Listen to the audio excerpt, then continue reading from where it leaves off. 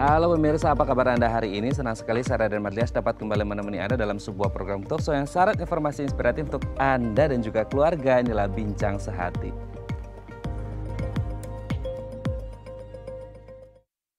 Ya pemirsa, bagi Anda yang masih punya anak-anak, bayi ataupun balita gitu ya, pasti sudah tidak asing lagi dengan yang namanya mengompol. Nah biasanya ini ya terjadi ketika anak-anak waktu tidur atau bahkan pas lagi lari-lari mereka bisa aja mengompol ya. Jadi mengompol ini sendiri adalah kayaknya anak-anak ini udah nggak tahan gitu ya untuk ngeluarin pipisnya gitu ya. Jadi akhirnya ya keluar begitu saja. Pertanyaannya gini, kalau anak-anak sering ngompol, nanti kalau udah sampai dewasa nih ya pemirsa ya, ini akan berlanjut terus atau enggak? Kan banyak orang tua khawatir, ih ini kok udah mau masuk SD tapi kok masih ngompol. Nah inilah topik yang akan kita bahas hari ini, yaitu atasi mengompol pada anak. Namun sebelumnya kita akan membahas terlebih dahulu beberapa olahraga yang baik untuk dilakukan oleh anak selama masa pandemi. Kita lihat yang pertama ya.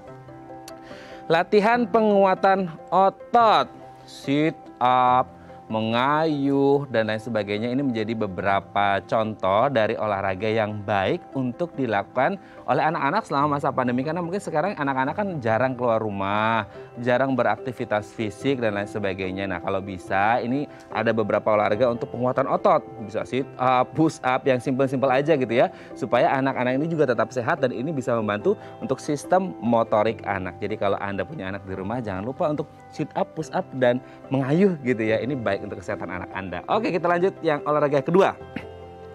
Senam. Nah ini dia, senam mungkin ini udah hal yang biasa gitu ya, apalagi senam aerobik gitu ya kalau untuk ibu-ibunya di rumah gitu ya. Jadi kalau anak-anak pun sebenarnya bisa pemirsa untuk melakukan yang namanya senam. Nah senam ini sendiri kalau kerasa kayak agak sering gitu ya, agak nggak kurang happening, Anda bisa menambahkan musik. Nah biasa kan sekarang ini ada nih salah satu platform media sosial yang dimana isinya orang joget-joget ya. Nah daripada melakukan hal yang tidak bermanfaat gitu ya, bisa memanfaatkan platform tersebut, joget-jogetnya untuk berolahraga senam. Jadi gerakannya ada iramanya, ada hitungannya seperti itu ya. Jadi selain fun, ini juga menyehatkan. Oke, kita lanjut olahraga yang ketiga.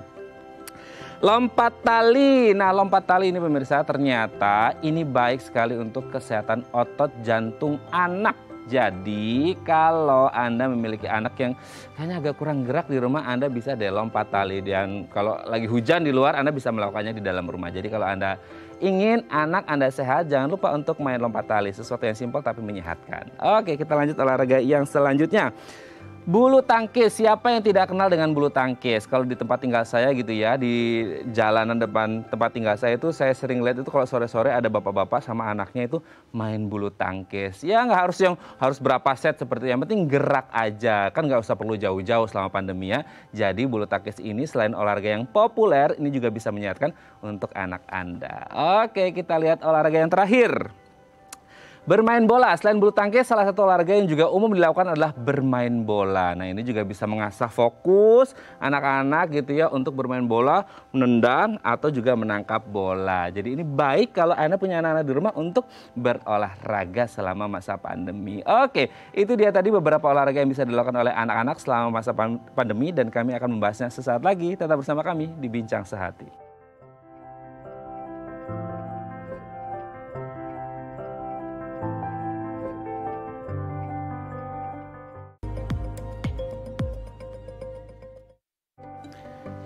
Baik, Anda masih bersama kami di Bincang Sehati. Tadi di segmen sebelumnya kita sudah membahas beberapa olahraga yang baik untuk dilakukan oleh anak-anak selama masa pandemi. Nah untuk membahasnya telah tersambung bersama kami di sambungan Zoom dengan Dr. Anita Suryani SPKO, spesialis kedokteran olahraga dari Rumah Sakit IMC Sentul. Selamat pagi Dr. Anita, apa kabar? Halo, selamat pagi Dokter Anita. Oke. Mas. Alhamdulillah sehat. Baik. Alhamdulillah sehat ya Dok ya. Oke Dok, hari ini kita akan membahas beberapa olahraga gitu ya Dok ya, yang baik untuk kesehatan anak-anak selama masa pandemi. Kita kan tahu ya Dok ya, anak-anak ini di masa pandemi mungkin banyak yang kurang gerak karena harus stay at home, harus belajarnya di rumah, nggak bisa ke sekolah, akhirnya banyak yang mager, rebahan dan lain sebagainya gitu ya Dok ya. Nah kita juga perlu antisipasi nih sebagai orang tua, apalagi punya anak-anak lebih dari satu, bingung nih supaya tetap produktif dan sehat gimana gitu ya. Nah beberapa olahraga yang kita akan bahas ini sebenarnya baik nggak untuk kesehatan anak, terutama di masa pandemi. Yang pertama adalah penguatan otot, Dok. Gimana nih untuk penguatan otot bagi anak, Dok?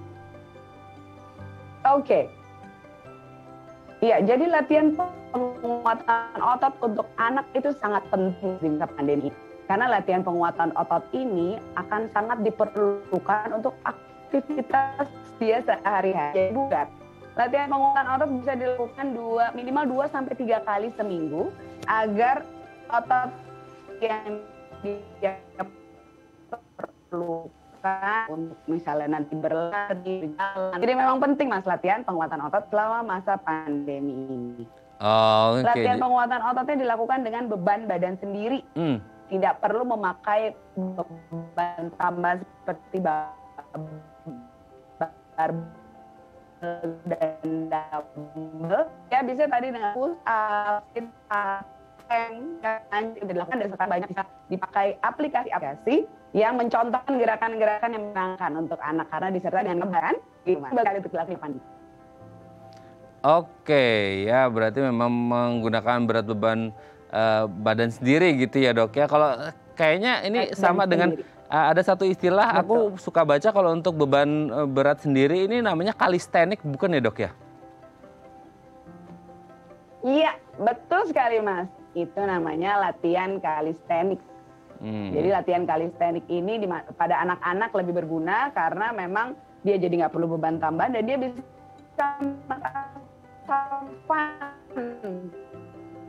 karena memakannya dia sendiri, berat badannya sendiri dan dia bisa teman-teman juga bisa merasakan untuk itu dan mantap juga Gus untuk Oke. Begitu Mas. Oke, setelah penguatan otot kita lanjut olahraga yang kedua nih, Dokter Anita. Adalah senam. Nah ini kayaknya senam, kan ibu-ibu suka senam nih, suka gerak-gerak seperti itu ya. Nah kalau untuk anak-anak sendiri seperti apa ini, Dok? Kan sekarang mungkin juga ada salah satu platform ya, Dok ya, sebut saja ya itulah gitu. Ini orang sering joget-joget seperti itu. Ini juga sebenarnya bisa dimanfaatkan untuk berolahraga ya, Dok ya?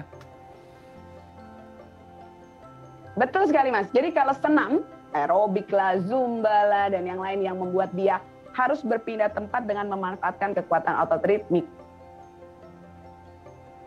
Itu melatih kebugaran jantung. Jadi jantung paru ini kardio, respirasi, endurance, ketahanan jantung paru ini sangat diperlukan untuk memperpanjang usia. Jadi anak-anak dengan kebugaran jantung paru yang tinggi di awal, di masa dini, akan terbukti bermanfaat sampai masa tuanya.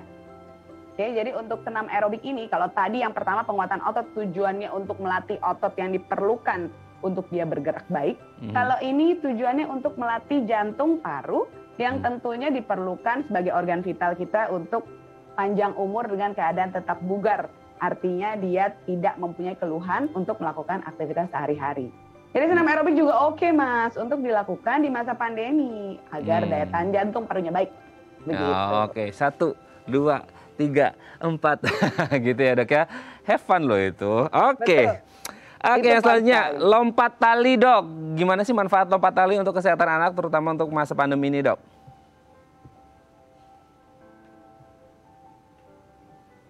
Gabungan keduanya. Yang pertama dia untuk daya tahan jantung paru, karena dia juga bagaimanapun bergerak secara ritmik kan. Dan yang kedua jangan lupa dia menguatkan otot, yaitu otot kaki.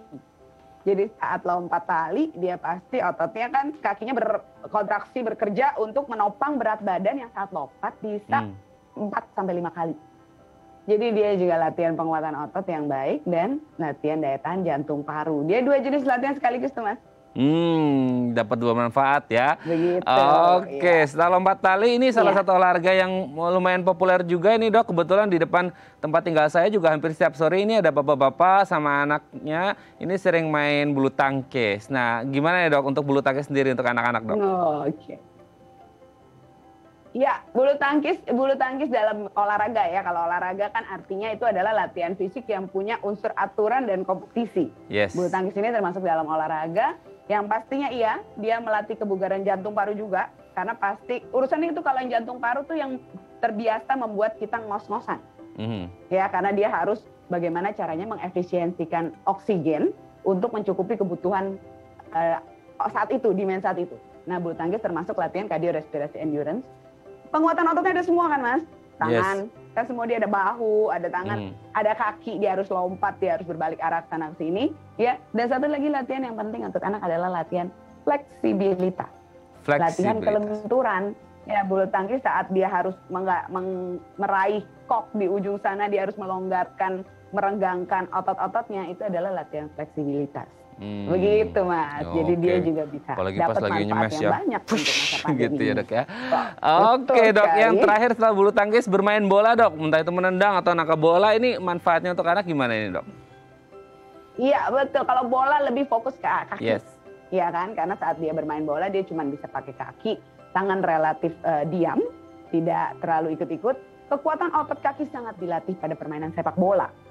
Dan ketahanan kardio, respirasi, endurance-nya juga karena dengan lapangan yang besar ya taruhlah yang sekarang misalnya kita bermain bola kecil misalnya futsal, itu pun juga akan membuat anak berlari-lari. Oke, saat dia berlari dia juga melatih ketahanan jantung parunya dan kekuatan otot kaki juga dilatih juga. Oke, jadi secara umum Mas kalau dari 5 olahraga tadi ada 3 jenis latihan yang perlu dilakukan pada anak semasa pandemi. Oke, yang pertama latihan daya tahan jantung paru. Yang kedua latihan penguatan otot, ya, kaki, tangan, dan core inti tubuh juga perlu. Dan yang ketiga adalah latihan fleksibilitas. Itu perlu dilakukan anak minimal 60 menit sehari dan 3 kali seminggu. Ya, itu jangan lupa, itu yang penting pada anak. Dan yang harus ada unsurnya adalah fun and play. Menyenangkan dan bermain. Karena anak itu harus dilatih untuk suka latihan fisik tanpa dia merasa beban untuk berlatih, untuk bertanding.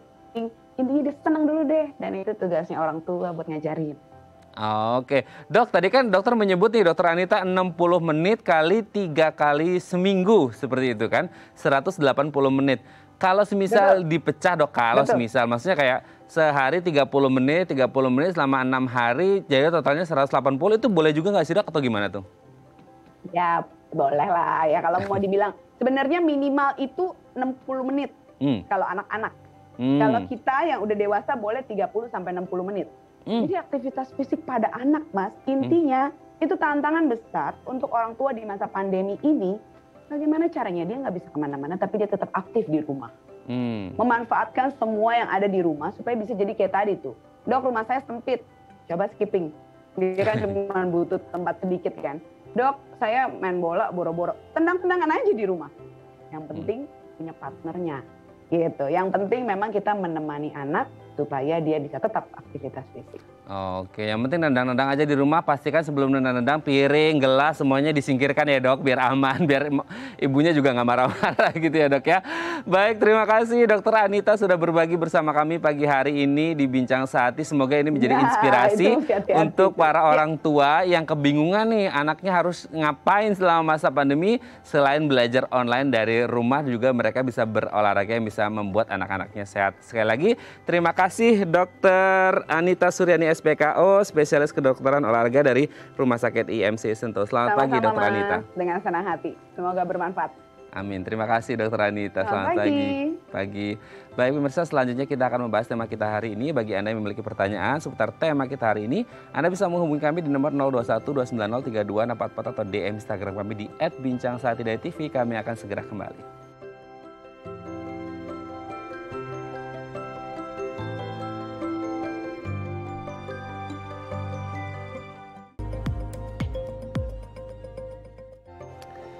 Baik, Anda masih bersama kami di Bincang Sehati dan kita masih membahas tema kita hari ini nih spesial nih ya untuk orang tua yang punya anak-anak kecil yang aduh gimana ini anak saya kok masih ngompol terus usia segini, bingung cara ngatasinya. Nah, Anda boleh menghubungi kami di nomor 0212903244 atau di Instagram kami di @bincangsahatidaytv. Nah, untuk membahasnya telah tersambung bersama kami di sambungan Zoom dengan Dr. Tumpal RMD SPA, spesialis anak dari Primaya Hospital Bekasi Utara. Selamat pagi Dokter Tumpal, apa kabar? Selamat pagi Mas, salam sehat buat kita semua. Salam sehat. Kabar baik-baik aja deh. Amin, amin. Semoga kita sehat dan baik-baik terus ya Dok ya, dan pandemi segera usai. Amin gitu. Oke Dokter Tumpal, hari ini kita akan membahas tentang salah satu masalah yang mungkin dihadapi, pasti dihadapi oleh orang tua ya. Apalagi mungkin sekarang ya banyak di rumah, anak-anak di rumah juga seperti itu ya. Mungkin ini jadi stresor juga buat orang tua. Aduh gimana ini anaknya ngompol mulu nih, gimana nih nyetopnya gitu ya. Nah sebenarnya dimaksud dengan mengompol ini apa sih dok? Ini kan menjadi hal yang umum tapi kadang-kadang kita nggak paham dengan apa itu mengompol gitu. Baik Mas, terima kasih atas kesempatannya. Jadi kalau istilah umumnya itu kan mengompol, kalau istilah kedokteran kita pakai namanya enuresis ya. Enuresis itu adalah gangguan umum yang sering bermasalah, yang sering didefinisikan sebagai keluarnya urin yang tanpa sengaja atau involuntari di tempat tidur. Nah, ini biasanya kita sering jumpai di malam hari atau juga pada siang hari Mas ya. Dan terjadi pada anak-anak yang usianya saya anggap masih normal dan telah memiliki kendali terhadap kandung kemih secara volunteer. Itu pengertiannya. Jadi seharusnya tuh anak sudah bisa mengatur, sudah mengontrol untuk kandung kemihnya, tetapi kalau karena satu dan lain hal, dia masih tetap mengompol pada malam hari atau siang hari. Itu pengertian seperti itu. Oke, Dokter Tumpal tadi menyebutkan sampai batas usia normal gitu atau yang wajar. Iya. Nah, kadang-kadang kan kita nggak ngerti nih parameternya, normalnya versi nakes, versinya dokter spesialis anak dengan kita kan kadang-kadang kok usia segini masih ngompol sih. Nah, sebenarnya kita mau tahu di usia mana sih dok? Maksudnya yang normalnya anak-anak ini masih bisa berkemungkinan ngompol. Ya, terima kasih Mas. Jadi tidak semua usia ya anak kita katakan bisa mengatakan ngompol.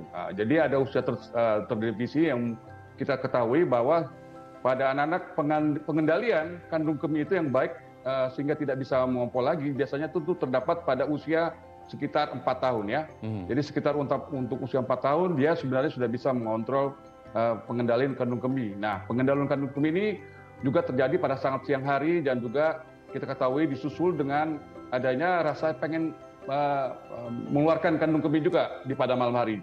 Jadi kondisi demikian usia-usia itu sudah dianggap kita pada anak itu bisa mengontrol ya untuk tidak mengompol pada malam hari atau pada siang hari. Nah, di samping pengendalian kandung kemih juga beberapa kondisi medis juga dapat menimbulkan enuresis pada anak-anak. Jadi enuresis ini dapat atau mengompol dapat menjadi pengalaman yang sedikit agak terganggu bagi anak-anak bila kita ketahui secara psikologis masih mengompol pada usianya yang seharusnya sudah tidak ngompol lagi, yaitu di atas usia 4 tahun. Seperti itu Mas. Oke. Oke, selain di usia batas normalnya gitu ya dok ya, kan dokter Tumpal tadi juga menyebutkan bahwasanya ini terkait dengan bagaimana si anak mengontrol kandung kemihnya seperti itu. Nah pertanyaannya kemudian berapa lama untuk anak bisa mengontrol kandung kemihnya dan di usia yang standarnya tadi di usia 4 tahun baru anak bisa mengontrol kandung kemihnya. Gimana ini dokter Tumpal? Ya, setahu saya, dari pengalaman yang kita tanya kepada pasien, jadi biasanya tuh anak ibu tuh orang tua itu membawa kepada kami bila di atas usia 4 tahun atau 5 sampai 7 tahun. Jadi masih ada keluhan ngompol pada malam hari. Nah, usia-usia ini sangat-sangat memberikan gejala yang secara kurang baik ya kepada pasiennya juga. Nah, dokter ini kadang-kadang kita harus menemukan kondisi-kondisi apa yang bisa mempengaruhi anak ini terjadi mengompol. Nah, pencarian penyebab inilah yang kita lakukan. Salah satunya kita bisa melakukan tes urin ya urinalisa dengan cara bertujuan untuk mencari apakah terjadi infeksi di sana atau infeksi saluran kencing atau juga mungkin terjadi kencing manis atau diabetes ya, atau bila mana anak juga mengkonsumsi obat-obat yang bisa menimbulkan efek samping mengompol ya, mungkin ada obat-obatan yang justru memicu anak itu jadi mengompol pada malam hari. Nah, pengontrolan ini harus penting juga termasuk dengan kita mencari penyebab yang lain, contohnya dengan melakukan foto-foto ronsen atau MR yang juga melihat kondisi ginjal, kandung kemih, serta struktur saluran urinnya. Jadi ini semua secara komprehensif untuk menentukan apakah si anak ini memang seharusnya tidak ngompol dan ada gejala apa yang bisa menimbulkan dia ngompol pada usia yang seharusnya tidak mengompol. Seperti itu, Mas. Oke, Dokter Tumpal kan menyebut bagaimana kemudian standar normalnya itu di usia 4 tahun. Tapi juga tadi Dokter Tumpal juga menyebutkan ada yang kasusnya pasien dokter itu di usia 5-7 tahun masih mengompol dan memang memerlukan pemeriksaan khusus seperti itu ya dok ya. Nah pertanyaannya kemudian ketika ada kasus anak-anak di usia 4 tahun bisa mengontrol kandung kemihnya tidak mengompol lagi. Ada juga anak-anak yang 5-7 tahun masih saja mengompol tidak bisa mengontrol kandung kemihnya.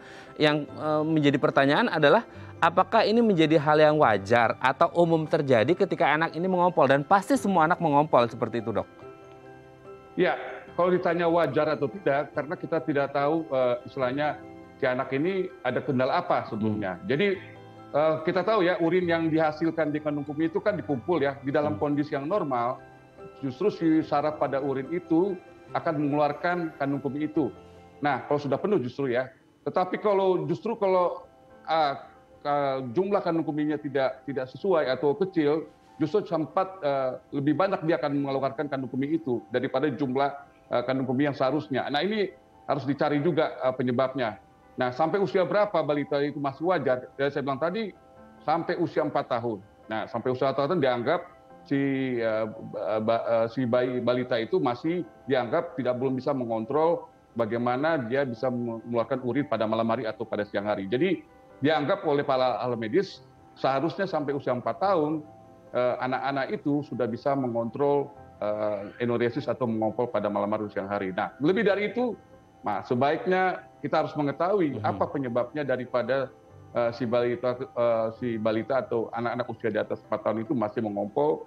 Jadi jangan sampai ada istilahnya yang di-miss atau yang kita tidak ketahui pada si anak itu ya. Mungkin itu saran saya, mungkin orang tua untuk dibawa ke dokter untuk diperiksa selanjutnya. Silakan.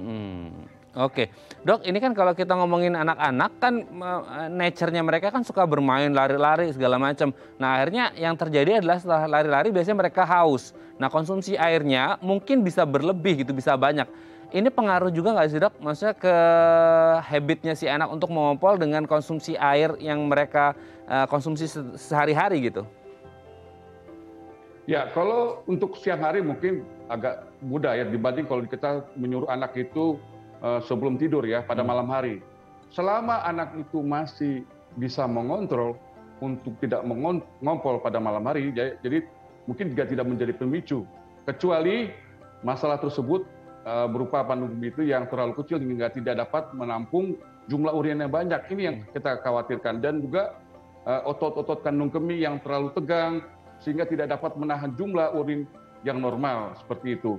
Jadi kadang-kadang ini yang kita harus perhatikan, dan di samping itu juga yang saya sampaikan tadi adalah adanya infeksi pada kandung kemih yang kita sebut cystitis, dan juga ada kesalahan sistem saraf yang mengendalikan kandung kemih pada si anak sehingga tidak bisa membuat peringatan ya. Jadi ada satu saraf yang bisa membuat peringatan kepada si anak untuk dapat bangun dari tidur dan mengeluarkan urin itu atau mengeluarkan kandung kemih yang sudah penuh. Jadi ini yang harus sering-sering diperhatikan apabila mana kalau kita memberikan anak itu minum sebelum malam hari selama masih bisa kontrol ya nggak ada masalah. Tapi kalau seandainya tidak bisa, sebaiknya dibatasi juga untuk dia punya jumlah minum yang diminum sebelum tidur seperti itu, Mas. Oke, jadi kalau tadi yang disebutkan oleh Dokter Tumpal ini sarafnya bisa berfungsi, merespons gitu ya, dan ketika kandung kemihnya sudah full, dia harus pipis, dia bisa terbangun karena sarafnya mengirimkan sinyal, ayo bangun, harus pipis terlebih dahulu seperti itu. Nah pertanyaannya kemudian kan ada masalah mungkin anak-anak dengan sarafnya yang tidak bisa mengirimkan sinyal atau tidak merespons seperti itu dok. Nah yang kemudian dipertanyakan adalah sebenarnya ketika saraf itu tidak bisa merespon dan terjadi ya tadi kebiasaan mengompol, sebenarnya di tataran atau di frekuensi seberapa sering ini masih bisa dikatakan normal atau ini udah nggak normal nih karena seminggu ini bisa full 7 hari 7 malam ini ngompol terus. Ada nggak dok standarnya seperti itu? Jadi kalau kita mengeluarkan definisi sekali lagi yang saya sampaikan tadi, enuresis itu dikatakan mengompol bila mana dalam seminggu itu dia mengompol pada malam hari atau siang hari, seminggu 2 kali, dan itu selama 3 bulan ya terjadi seperti itu. Jadi itu adalah definisi pada saat kita mengatakan anak itu sering mengompol. Kalau dia kurang dari itu, kita belum mengatakan anak itu mengompol atau tidak. Jadi minimal dia 2 kali seminggu mengompol dan selama 3 bulan berturut-turut. Nah, ini kalau kita perhatikan ada kemampuan yang tidak bermakna atau penurunan, bagaimana dia mengeluarkan itu. Jadi kategori itu yang harus kita perhatikan mengompol itu. Yang menjadi primer, yaitu yang pertama tanpa komplikasi atau monosimptomatik, atau juga yang juga kita sampaikan nocturnal enuresis yang disebutkan anak itu mengalami sekunder atau terjadinya komplikasi kepada anak yang saya bilang tadi, yaitu salah satunya adalah apabila terjadi inkonsistensi secara kontinus atau gangguan saraf. Nah, ini yang harus dibeda-bedakan tingkat-tingkat keparahannya juga dan jenisnya bila mana si anak itu mengalami ngompol yang perlu harus ditindaklanjuti. Nah, enuresis ini atau yang saya bilang tadi yang saraf itu, yang pada usia yang harusnya sudah bisa menganak, perlu harus ditindaklanjuti, mungkin harus memerlukan obat-obatan yang tertentu untuk mengontrol si anak ini tidak harus mengeluarkan urin di luar kendalinya dia. Jadi ada batas-batas tertentu kapan kita melakukan diagnosa pada anak ini yang secara primer, ya memang kita tahu secara primer tentu dianggap bisa komplikasi itu tidak terlalu serius, tetapi ada juga yang sebabnya sekundari atau yang benar-benar simptomatik yang mempengaruhi akan si anak itu harus perlu ada intervensi medis seperti itu. Oke, primer dan sekunder gitu ya, dimana kalau primer ini tidak terlalu mengarah ke komplikasi, tapi kalau sekunder ini lebih harus simptomatik gitu ya dok ya, harus dilakukan pemeriksaan seperti itu. Tapi ketika kita berbicara antara yang primer atau sekunder, ini sebenarnya bisa berpengaruh ke tumbuh kembang si anak atau enggak itu ya dok. Nanti akan kita bahas di segmen selanjutnya. Baik pemirsa, bagi Anda yang memiliki pertanyaan seputar tema kita hari ini, Anda bisa menghubungi kami di nomor 021 290 3244 atau DM Instagram kami di @bincangsahatidayatv. Kami akan segera kembali.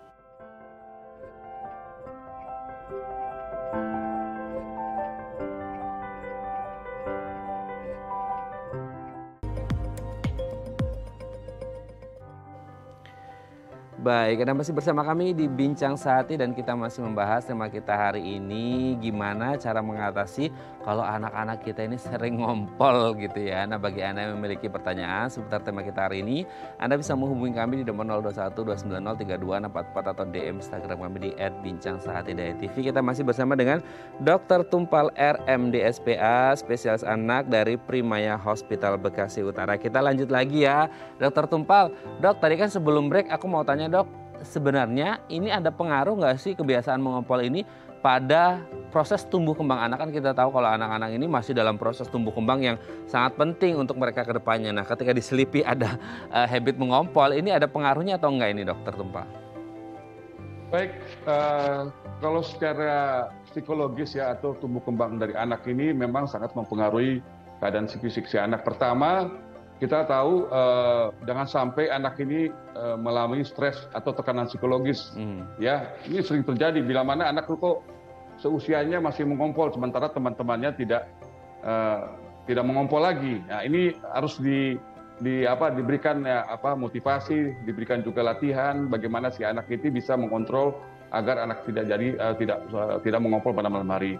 Terus selanjutnya juga kita ketahui bahwa di keluarga ya banyak juga mungkin ada sesuatu yang mempengaruhi keadaan stres pada si anak. Mungkin salah satunya mungkin kita ketahui ada mungkin perceraian atau pertengkaran di dalam keluarga ya, dan juga mungkin yang disampaikan adalah kesedihan atau kematian dari kerabat keluarga, atau mungkin si anak ini pindah ke lingkungan baru yang memerlukan adaptasi yang mempengaruhi ke psikologis juga. Ini semua yang mempengaruhi akan tumbuh kembang si anak. Makanya perlu itu kita melakukan salah satunya adalah toilet training ya.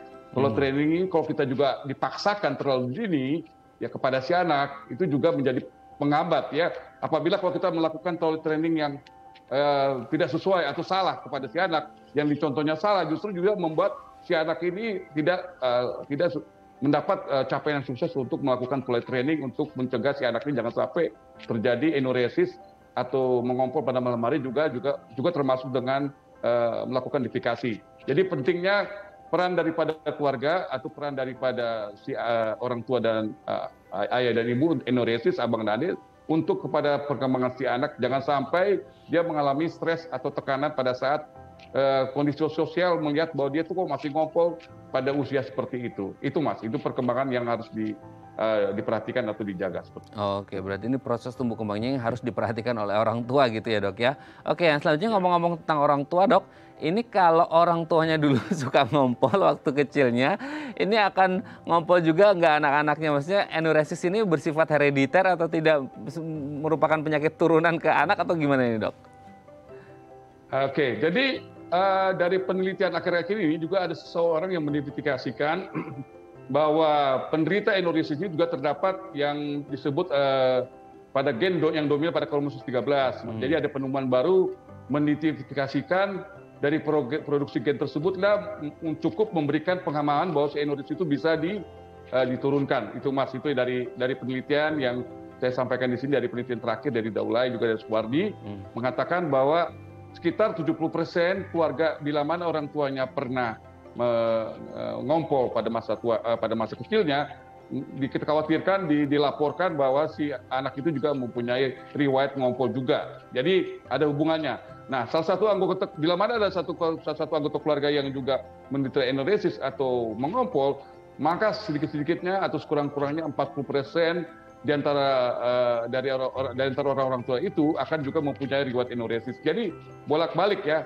Kalau si anaknya kita melakukan survei, anak itu kita melakukan survei yang masih mengalami enuresis pada usianya dia, maka didapati sekitar 40% juga orang tuanya juga pernah mengompol pada masa kecilnya. Ataupun sebaliknya, kita survei pada orang tua, maka 70% itu akan terjadi juga pada anaknya yang mengompol. Jadi ini merupakan penelitian yang dilakukan, termasuk juga anak kembar ya, masuk anak kembar. Jadi bila mana anak kembar itu yang monozigot, maka akan mempunyai probabilitas 68% akan mengalami ngompol atau enuresis, dan bila mana kembarnya di zygot, kurang lebih sebesar 36%. Jadi ini adalah penelitian membuktikan bahwa enuresis atau ngompol juga merupakan salah satu penyakit turunan, seperti itu Mas. Jadi kalau ada orang tua anaknya mengompol, jangan marah-marahin, ya gimana sih dek ngompol terus. Ya coba flashback deh, dulu suka ngompol atau enggak, pasti suka. Gitu ya dok ya. Jangan dimarahin. Jangan dimarahin. Orang tuanya juga ngompol. Pasti kan, ngompol orang tuanya ya dok juga, ya. Jangan disalahkan semuanya ke orang tuanya, supaya memberikan juga kasih sayang kepada orang tuanya. Oke ya. Oke dok, sebelum kita lanjut dok, ini ada DM Instagram dari pemirsa Bincang Sehati ini seputar ngompol ke anak harusnya ya dok ya. Aku bacakan dari Ibu Ida nih. Anak saya usia 7 tahun dok, selalu saya ingatkan untuk tidak menahan pipis. Tapi dalam seminggu itu pasti ada waktu ia ngompol, entahlah 1 atau 2 kali seminggu. Itu kenapa ya gitu.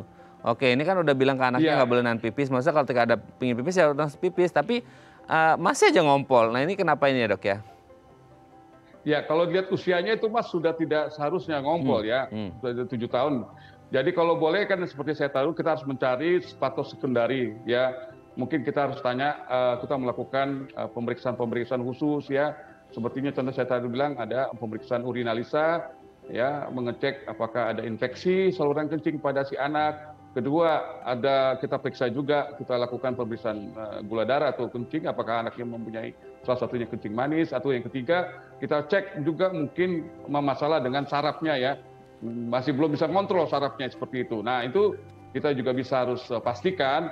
Dan yang keempat, mungkin faktor daripada jumlah kandung kemih ini, gitu loh. Kandung kemih ini itu apakah terlalu kecil buat si anak itu, sehingga dia tidak merespon bahwa jumlah yang sedikit pun dia harus mengeluarkan kencing. Jadi faktor-faktor itu yang kita harus pastikan bila mana anak seharusnya usia 5-7 tahun itu tidak ngompol lagi. Jadi itu yang mungkin saya bisa sampaikan. Kalau boleh konsultasikan kepada dokter atau kepada dokter spesialis juga. Itu Mas yang bisa saya lakukan. Oke ya, ini semoga bisa menjawab pertanyaan dari Ibu Ida, dan semoga anaknya ini kan usianya sudah 7 tahun, padahal tadi Dokter Tumpal menyebutkan maksimalnya di kisaran usia 4 tahunan gitu ya dok ya. Ini normal sudah bisa mengontrol kandung kemihnya seperti itu. Semoga bisa menjawab. Bu Ida, terima kasih sudah menghubungi kami via DM Instagram kami. Dok, ini kalau ada hubungannya dengan pertanyaan Dokter Ida, mungkin ini anaknya kan tadi Dokter Ida tidak menyebut ini anaknya cewek apa cowok gitu ya dok ya. Nah sebenarnya kalau prevalensi dari mengompol ini sendiri, ini sering terjadi pada ya cewek atau anak cowok ini dok? Iya. Kalau dari lapornya itu prevalensinya justru lebih besar pada pria ya pada pria, bukan pada wanita. Justru pada pria dilaporkan bahwa sering mempunyai pengalaman enuresis atau mengompol pada malam hari. Jadi dibanding wanita. Dan juga ada juga dilaporkan dengan anak dengan ADHD. Juga itu sering dilaporkan jenis kelamin lebih banyak di pria. Seperti itu, Mas. Dengan pria dan anak dengan ADHD seperti itu ya, karena aktif banget mungkin ya dok ya, seperti itu. Nah itu. Apa yang kemudian akhirnya membuat ada faktor kenapa akhirnya anak cowok atau pria ini lebih cenderung prevalensinya lebih tinggi dok? Ini kaitannya dengan habitnya si anak atau bagaimana itu dok? Jadi kenapa si penderita itu lebih banyak pada kalangan pada pria dibanding wanita? Ini dilaporkan karena anak perempuan itu biasanya lebih cepat ya. Jadi anak perempuan itu biasanya lebih cepat dalam melakukan atau mencapai masa toilet training dia dibanding dengan pria, seperti itu. Ini dilaporkan bahwa semua rata-rata manusia dibanding anak laki dapat juga mengikuti semua toilet training yang diajarkan kepada orang tuanya dibanding pria, karena laki-laki dianggap lamban ya Mas ya, dalam penguasaan kontrol kandung kemih sehingga dibandingkan dengan anak perempuan. Itu salah satu yang kita ketemukan ya dibanding dengan anak perempuan dengan anak wanita untuk mengontrol apa istilahnya. Berarti ini sebenarnya kita juga bukan stereotip ya dok. Bagaimana kemudian kita melihat anak cewek ini lebih organized dibandingkan anak cowok seperti itu.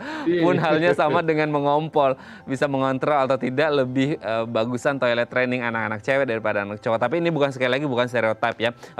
Dok, kalau kita berbicara tentang dari penyakitnya sendiri dok. Kalau ngomongin tentang penyakit kan mungkin kita kalau orang dewasa ya dok ya, salah satu penyakit degeneratif mungkin seperti DM, ini kan membuat orang sering kencing apalagi di malam hari seperti itu. Nah kalau untuk anak-anak dok, ini ada hubungan dengan penyakit penyerta atau komorbid tertentu nggak pada anak yang akhirnya ini bisa pengaruh juga ke enuresis dok? Ya sebenarnya hampir sama ya, jadi prinsipnya adalah enuresis itu kan dia tidak bisa mengontrol atau involuntary dia urinasi pada malam hari atau siang hari. Jadi kondisi apa yang dapat memicu? Ya seperti yang saya katakan tadi, ya orang tua diabetes, di anak pun seperti itu. Ya kalau dia punya riwayat diabetes, tentu juga akan melakukan kencing atau melakukan saluran kencing sering pada malam hari atau pada siang hari juga seperti itu. Ya salah satunya itu diabetes. Kedua infeksi saluran kemih. Ya kalau infeksi saluran kemih itu mengiritasi juga pada bagian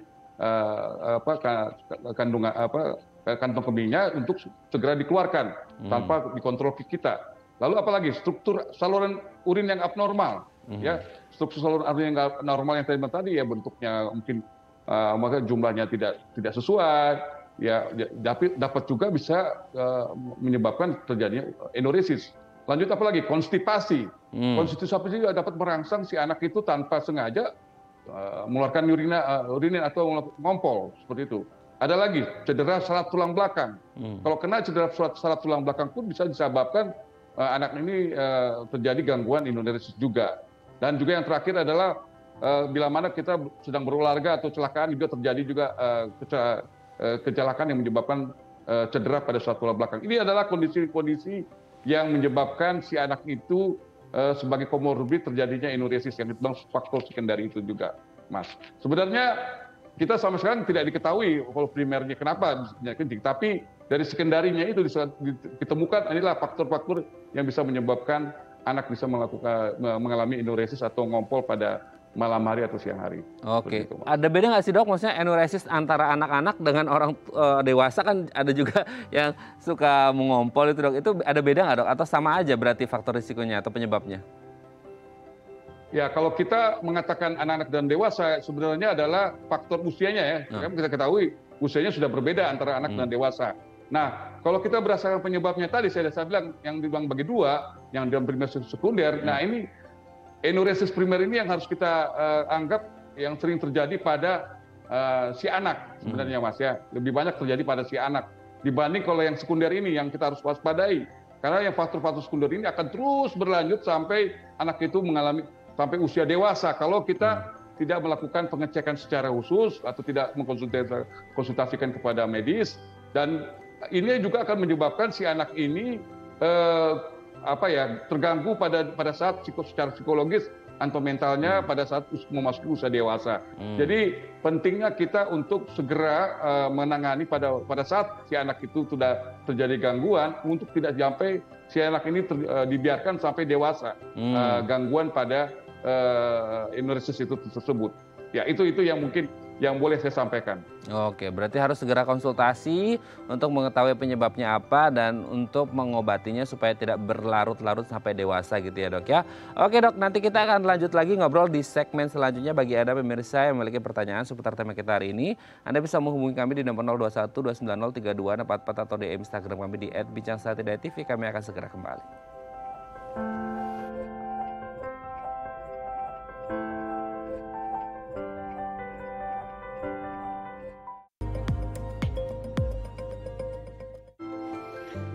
Baik, Anda masih bersama kami di Bincang Sehati. Kita masih bersama dengan Dr. Tumpal RMD SPA, dokter spesialis anak dari Primaya Hospital Bekasi Utara. Dr. Tumpal, di segmen terakhir ini kita akan membahas tips gitu ya. Ini yang bisa dilakukan oleh orang tua supaya ini bisa meminimalkan anak-anak ini mengompol gitu ya, entah itu pada malam hari atau siang hari gitu ya. Yang pertama adalah menciptakan kebiasaan tidur yang baik. Tidur yang baik versi untuk anak-anak ini sama dengan versi orang dewasa atau ada special treatment ini dok, atau gimana nih? Ya, kalau kita lihat kebiasaan tidur yang baik adalah kita tahu tujuannya adalah untuk meningkatkan mengontrol kandung kemih ya pada malam hari ya. Jadi membiasakan anak untuk tidur dan bangun secara teratur, membuat si anak itu rutin secara teratur dan secara rutin sebelum tidur itu dibiarkan dulu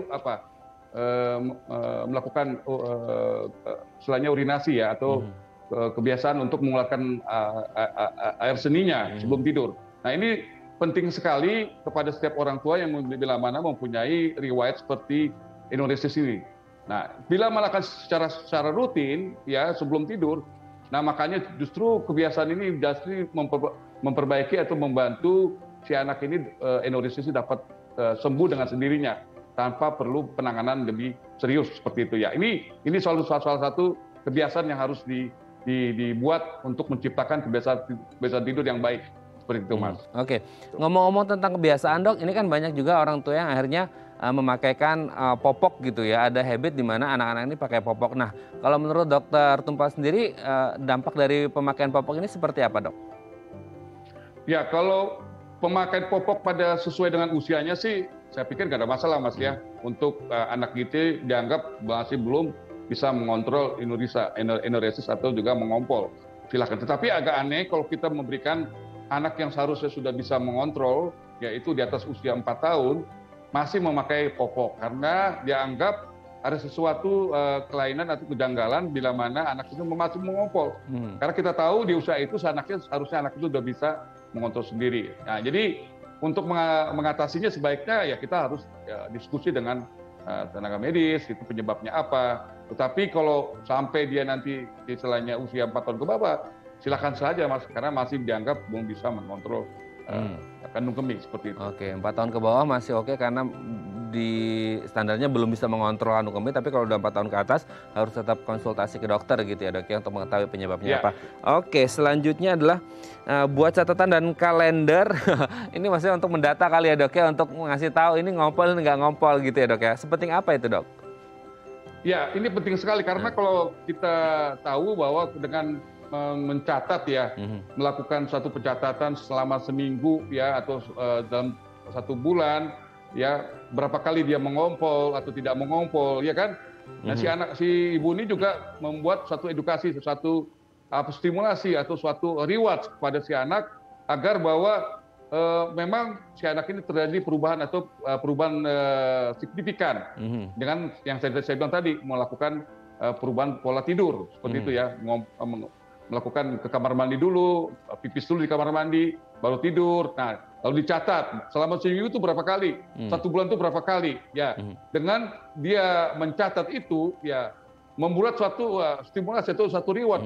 Si anak ini memang terjadi perubahan dengan satu tindakan yang kita sudah buat. Mungkin ada tindakan-tindakan lain, tetapi yang pertama yang kita lakukan itu kita anggap suatu keadaan yang primer ya, bukan yang sekunder yang kita bicarakan, keadaan primer. Bila mana terjadi keadaan primer sudah kita atasi dengan mencatat selama seminggu atau sebulan bahwa terjadi perubahan, maka justru membuat si ibu atau si anak itu merasa tindakannya sudah tepat atau tidak perlu penanganan medis selanjutnya. Itu yang harus dibuat catatan atau kalender kepada si anak dan orang tua juga, Mas.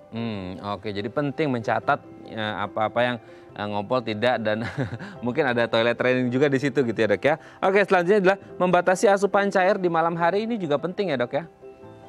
Ya, jadi kalau kita ketahui ya, jadi ya, kalau anak-anak yang memang punya riwayat seperti ini ya, enuresis atau mengompol malam hari, dianjurkan pada anak itu tidak meminum lebih banyak dari pagi dibanding sore hari, seperti itu ya.